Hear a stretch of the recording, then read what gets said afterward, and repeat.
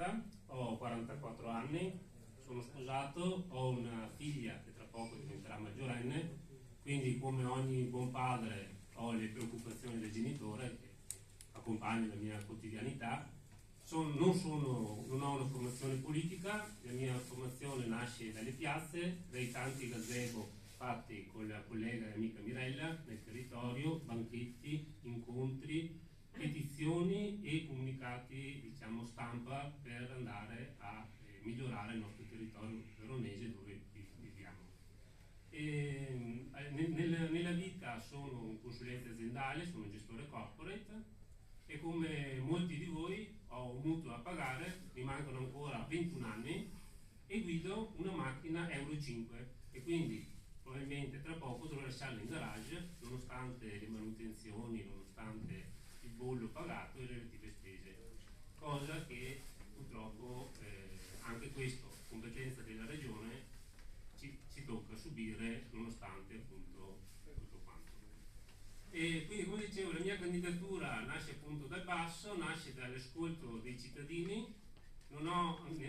ricoperto in passato nessuna carica politica, però mi sono innamorato della politica nel corso della psicopandemia del 2021, dove andavamo proprio giù in piazza a fare le manifestazioni contro le misure liberticide del governo, e lì ho visto una energia che non avevo mai visto prima. Ho visto persone in maniera spontanea che sono uscite da casa e con il freddo sono venute in piazza, ognuno con le proprie bandiere, con le proprie idee, con il rispetto reciproco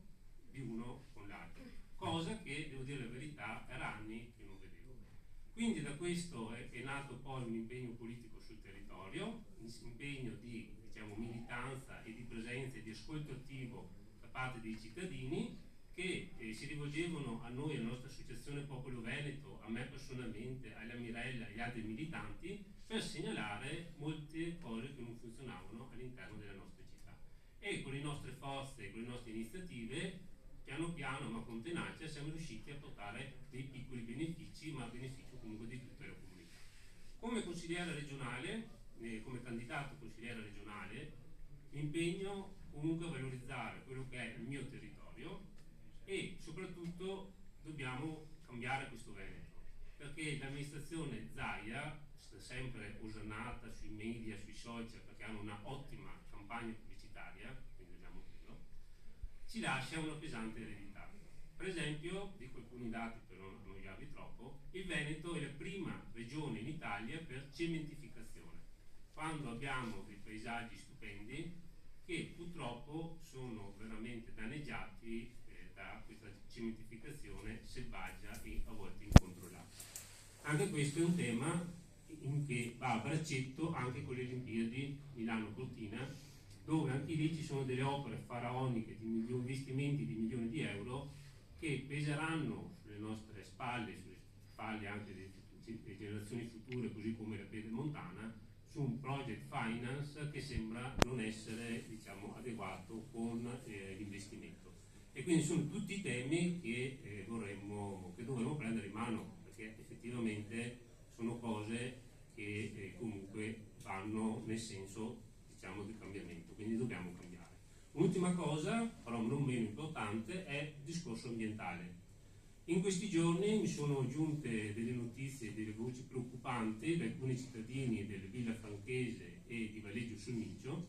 che sono preoccupati per la costruzione di una cava di amianto.